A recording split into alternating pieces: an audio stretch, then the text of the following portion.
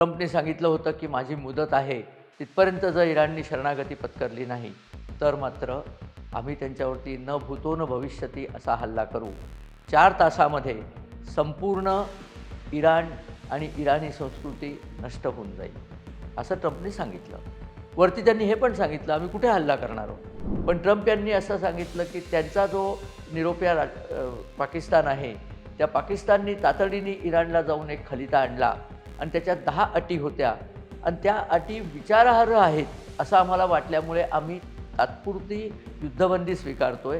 इथे काय झालं आहे, अमेरिकेत ट्रम्पची लोकप्रियता एकदम घटत चाललेली आहे.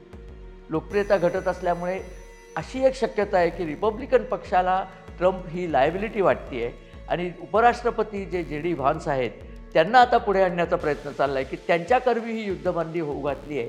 कारण अमेरिकन जनतेला ॲटलिस्ट तादृश्य तरी असं दिसतंय की त्यांना युद्धबंदी हवी आहे. नमस्कार, महा MTVच्या सर्व प्रेक्षकांना चंद्रशेखर नेने यांचा हार्दिक नमस्कार आणि स्वागत. मी चंद्रशेखर नेने, आंतरराष्ट्रीय घडामोडींचा अभ्यासक. माझ्याबरोबर जयेश पाटील व्हिडिओग्राफर आहेत. इतके दिवस चाललेलं जे युद्ध होतं, जवळजवळ 5 आठवडे चाललेलं युद्ध, ते अचानक बटन दाबावं तसं बंद होईल ही मुळात अपेक्षा करणंही चुकीचं होतं. परंतु तसं थोडंफार झालेलं आहे. क्रिकेट खेळताना एखादा खेळाडू जर जायबंदी झाला तर तो बॅट उंचावून टाईम प्लीज म्हणतो आणि अंपायर त्याला थोडी सूट देतात आणि सांगतात काय तुम्ही जे त्याच्यावर उपचार करायचे ते उपचार करा आणि तो परत नीट झाला तर आपण पुन्हा खेळूया. तसंच काहीसं घडलं की काय असं वाटण्याची शंका यावी, इतकी ही विचित्र घटना घडली.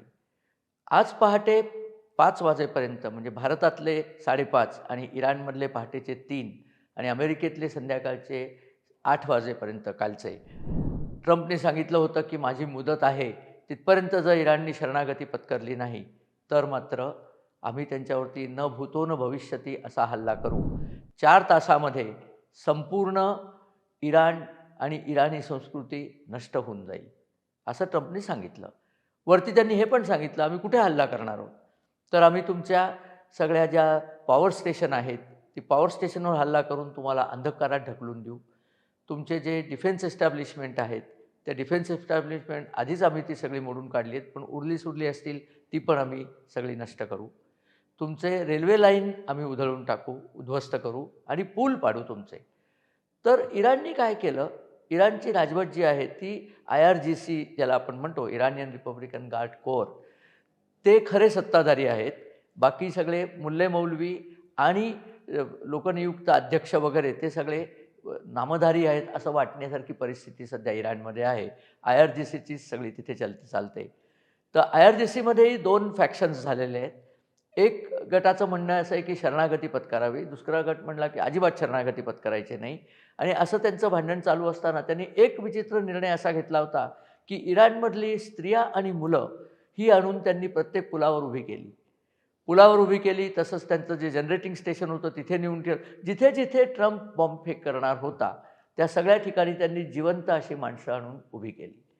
म्हणजे आपल्याकडे वाघाच्या शिकारीला मचाण बांधायचं आणि त्याच्यापुढे बोकड उभं करायचं अशी जी पद्धत होती, त्याच्या थोडी विरुद्ध पद्धत की तुम्ही इथे बॉम्ब टाकताय ना, मग तुमच्यापुढे आम्ही सामान्य निरपराध नागरिक आणि तेही स्त्रिया आणि मुलं आणून उभे करू. म्हणजे जर आता तुम्ही बॉम्ब टाकला तर आम्हाला जगापुढे ओरडून सांगता येईल की तुम्ही निरपराध लोकांची कत्तल केली. निरपराध लोकं तिथे कोणी आणली हे जग विचारणार नाही असं या लोकांना वाटतं.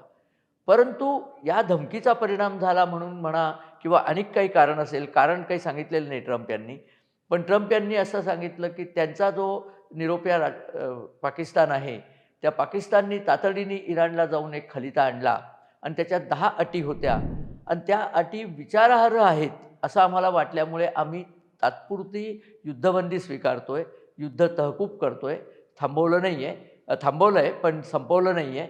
2 आठवड्याकरता आम्ही इराणवरती हल्ला करणार नाही अशी आम्ही हमी देतो.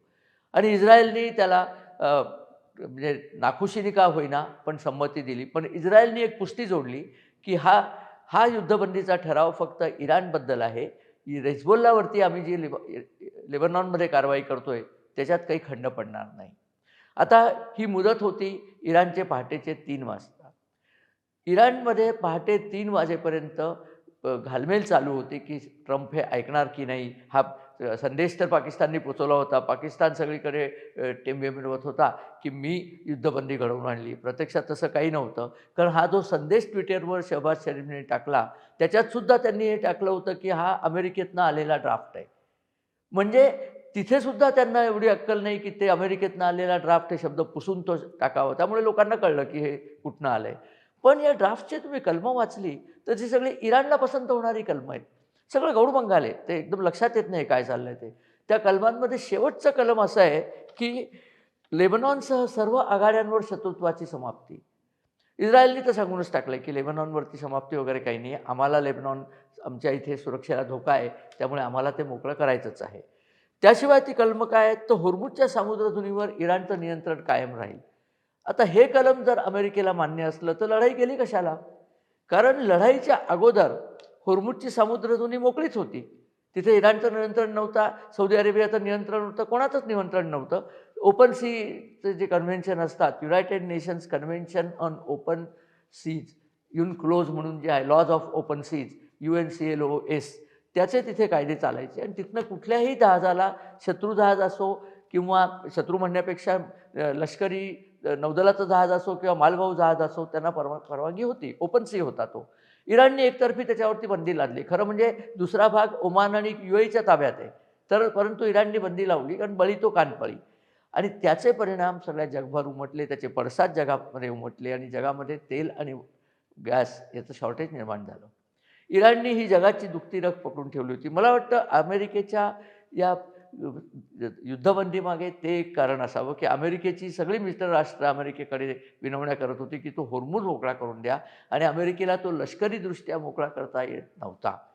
त्यामुळे अमेरिकेने सांगितलं, की ही कलमं बरं का, त्यातला आणखीन एक कलम सांगतो, इराणच्या युरेनियम संवर्धन हक्कांची स्वीकृती. म्हणजे युद्ध केलं कशाला मग? युरेनियमसुद्धा त्यांना करू द्यायचं. शिवाय इराणवरचे सगळे सँक्शन्स, ज्यांना प्राथमिक निर्बंध म्हणतात, प्राथमिक निर्बंध, दुय्यम निर्बंध, युनायटेड नेशननी लादलेले निर्बंध आणि आंतरराष्ट्रीय अणुऊर्जा संस्थेने लादलेले निर्बंध सगळे रद्द करा. युद्धातील नुकसानीबद्दल इराणला नुकसान भरपाई द्या. इतकं हास्यास्पद कलम तर कुठे पाहिलंच नाही. आणि या सगळ्या कलमांवरती ट्रम्पची रिॲक्शन काय? तर ही कलमं विचारार्ह आहेत. पुढच्या 2 आठवड्यात आम्ही याच्यावरती विचार करून वाटाघाटी करू. ही कलमं केराच्या डब्यात फेकण्याच्या लायकीची आहेत. कारण याच गोष्टींवरती तर इराणची लढाई चालली होती. असो, पण अमेरिकेने ती विचारार्ह आहे असं सांगितलं आणि युद्धबंदी जाहीर केली 2 आठवड्याकरता. पुढे जर नाही नीट झालं तर युद्ध पुढे चालू राहील, हे त्यात अध्यारूत आहे. युद्धबंदी जाहीर केल्यानंतरचे परिणाम काय झाले? परिणाम 3 प्रकारे झाले. एक म्हणजे कच्च्या तेलाच्या जगातल्या बाजारातल्या किमती 14.3% खाली उतरल्या. 106च्या जवळपास कच्चं तेल पोचलं होतं. $113 प्रति बॅरल ब्रेंट क्रूड ऑइल पोचलेलं होतं. ते सटकन एकदम 93.6 वरती आलं. 14% जवळजवळ घट त्या किमतीमध्ये झालेली आहे. ते ऐकल्यावरती जगभरची स्टॉक एक्सचेंज धडाधड वरती गेली. स्टॉक एक्सचेंज वरती गेली त्याचं उदाहरण म्हणजे भारतामध्ये स्टॉक एक्सचेंज जे आहे, BSE स्टॉक एक्सचेंज, ते एकदम वरती गेले, 2600 पॉईंटनी वर गेले. साधारणपणे गुंतवणूकदारांचे 16 लाख कोटी रुपयाच्या गुंतवणूकदारांना लाभ झाला आहे. अर्थात हा लाभ, याला नोशनल म्हणजे कागदी लाभ असतो. तुम्ही ते शेअर विकले तर तुम्हाला तो लाभ मिळतो, नाही तर तो लाभ होत नाही. हे झालं. जगभरची स्टॉक एक्सचेंज जशी वर गेली तसं अमेरिकेचंही स्टॉक एक्सचेंज वर गेलं आहे. इथे एक छोटीशी शंका येते, की ट्रम्प यांचे मित्र स्टॉकमध्ये तर खूप ॲक्टिव्ह असतात. त्यांनी कदाचित, त्यांना माहिती होतं, ट्रम्पने सांगितलं असेल, की मी उद्या आता ही घोषणा करणार आहे. त्यांनी ताबडतोब स्वतःकडचे जे स्टॉक्स होते ते कमी किमतीला स्टॉक होते, तर त्याच्याऐवजी आणखीन जास्ती स्टॉक त्यांनी मार्केटमधनं विकत घेतले कमी किमतीला, कारण स्टॉक एक्सचेंज खाली होतं. आणि तार दिवशी स्टॉक एक्सचेंज वर गेल्यावर ते विकूनसुद्धा टाकले असतील. म्हणजे अब्जावधी डॉलरचा फायदा ट्रम्प आणि ट्रम्पच्या मित्रांनी स्टॉक एक्सचेंजवरती मिळवला नसेलच असं सांगवत नाही, कारण याच्या आधीही 2-3 वेळेला हा प्रकार झालेला आहे. तर हे सगळं फारच संशयास्पद वाटायला लागलेलं आहे. इथे काय झालं आहे, अमेरिकेत ट्रम्पची लोकप्रियता एकदम घटत चाललेली आहे. लोकप्रियता घटत असल्यामुळे अशी एक शक्यता आहे, की रिपब्लिकन पक्षाला ट्रम्प ही लायबिलिटी वाटते आहे आणि उपराष्ट्रपती जे JD व्हान्स आहेत, त्यांना आता पुढे आणण्याचा प्रयत्न चालला आहे, की त्यांच्याकरवी ही युद्धबंदी होऊ घातली आहे. कारण अमेरिकन जनतेला ॲटलिस्ट तादृश्य तरी असं दिसतंय, की त्यांना युद्धबंदी हवी आहे. माझ्या मते हा अतिशय चुकीचा निर्णय आहे. इराणची सगळी शक्ती खच्ची होत असताना त्यांना मध्येच असं जीवदान देणं हे काही बरोबर नाही. दोन कारणं आहेत त्याची. एक म्हणजे इराणचे सगळी दहशती कारवाया ज्या चालल्या आहेत, आपली स्वतःची निरपराध प्रजा तोफेच्या तोंडी आणून सोडणं हे कुठल्याही राष्ट्रात बसतं, कुठल्या सुसंस्कृत राष्ट्रात. उलट आपल्या प्रजेचं संरक्षण करणं हे सरकारचं काम असतं. इथे सरकारच त्यांना मृत्यूच्या मुखात आणून ठेवतंय आणि समोर त्यांना म्हणतंय असेल हिंमत तर चालव गोळी. हा काय सगळा प्रकार चालला आहे? सगळ्या जगभरच्या दहशतवाद्यांना पर्टिक्युलरली हुती, हमास, हिजबुल्ला या सगळ्यांना इराण सक्रिय मदत करतो हे आता सिद्ध झालेलं आहे. अशा राष्ट्राला तुम्ही का सोडलं? इस्रायल सांगत होता त्यांना की तुम्ही यांना सोडू नका, ते आता मोडायला टेकलेत, त्यांना पूर्ण मोडा. कारण मागे मी एक उपमा दिली होती आणि त्या उपमेला मी पुन्हा इथे ती सांगणार आहे. मी इराणची तुलना सापाशी करत नाही, शत्रू या अर्थाने. तुमच्या शेतात जर साप आढळला तर तुम्ही त्याला एक काठी मारून सोडून देता का त्याला पूर्ण मारल्याशिवाय बाहेर पडता? कारण तो जखमी साप शेतात जर सोडला तर तो उद्या येऊन तुमचा चावा घेणार नाही याची कुठलीही गॅरंटी तुमच्याकडे नसते. तसं साधारण इराणचं झालेलं आहे. इराणला तुम्ही जबर जखमी केलं आहे, त्यामध्ये तर वादच नाही आहे. पण असा जखमी देश तुम्ही जर परत असा सोडला आणि त्याला पुन्हा वर यायची संधी दिली तर निश्चितच तो अधिक धोकादायक बनतो. आणि इराणच्या मागे तुर्कस्तान, तुमचं हे रशिया, चीन हे देश तर आहेतच सारखे. चीनने अर्थात या युद्धबंदीमध्ये खूप मोठी भूमिका बजावली असं म्हणणं भाग आहे. कारण होर्मुझ समुद्र बंद होणं म्हणजे चीनचा 25% तेलसाठा चीनमध्ये जाण्यापासून अडवणं असाच होता. त्यामुळे काहीही करून हे युद्ध थांबावं अशी चीनची इच्छा होती. तशीच पाकिस्तानची होती, कारण पाकिस्तानकडे आता एक दिवसाचं सुद्धा पेट्रोल शिल्लक नाही आहे. गाढवावर बसून चालायला जावं असं लोकांचं मत आहे, कारण गाड्या चालणारच नाही आहेत. तर हे देश म्हणत होते की युद्धबंदी करा. इस्रायल प्रचंड नाखुश आहे. इस्रायलची इच्छा होती की इराणची लष्करी शक्ती एकदाची कायम मोडली की त्यानंतर पुढे 10-15 वर्ष तरी इराणकडनं त्रास होणार नाही. परंतु हे काही ट्रम्प यांनी ऐकलेलं दिसत नाही आहे. ट्रम्प यांनी जाऊन युद्धबंदी केली. पण एक गोष्ट मी तुम्हाला सांगतो की ट्रम्प यांनी कुठलीही गोष्ट कन्सिस्टंटली केली आहे. युद्धबंदी केली असं म्हणत उद्या ते पुन्हा अटॅक करायला नाही म्हणणार नाहीत. कारण अटॅक चालूच आहेत बरं का. युद्धबंदी जरी झालेली असली तरी मी सांगितलं तसं युद्धबंदी झाल्या मिसाईल ड्रॉप झालेली आहेत. कुवेटवरती नाही पडली, सौदी अरेबियावर पडलेली आहेत, इस्रायलवर पडलेली आहेत. हे सगळं चालूच आहे. तेव्हा युद्धबंदी नावालाच आहे, खरा खेळ वेगळाच आहे अशी तर शक्यता येतेच आपल्याला. बघूया आता काय होतं ते.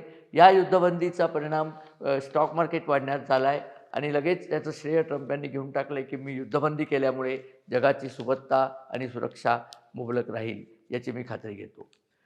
आता हे इराण परत शक्तिशाली झाल्यावर पुन्हा युद्ध करेल की नाही याच्याबद्दल काही खात्री नाही आहे. इराणमध्ये जो तेलाचा साठा आहे तो त्यांना विकायचा आहे बाहेर, म्हणून त्यांनी निर्बंध कॅन्सल करायला सांगितलेत. निर्बंध कॅन्सल केला आणि ट्रम्पने सांगितले की होर्मुझची समुद्रांनी मोकळी केल्याखेरीज या युद्धबंदीला काही अर्थ नाही.